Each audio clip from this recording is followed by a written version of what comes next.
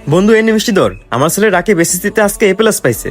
তোর ছেলের খবর কি? ও দেখতেছে ওর রেজাল্ট। Failed failed?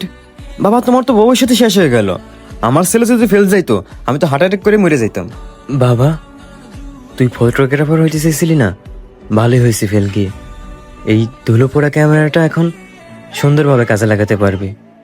আর শোন, রেজাল্টে হেরে যাওয়া মানে জীবনে হেরে যাওয়া না, পূরণ কর তোর স্বপ্ন।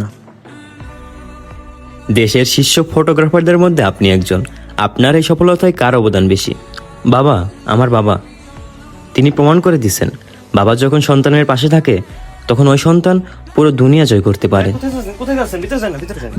প্লিজ স্যার, স্যার একটা সেলফি স্যার, আমি আপনার অনেক বড় ফ্যান স্যার। আচ্ছা ঠিক আছে, তুমি বসো, আমি পডকাস্টটা শেষ করে। স্যার মনে হয় আমাকে চিনতে পারেন নাই, আমি আপনার বাবার বন্ধুর ছেলে রাকিব।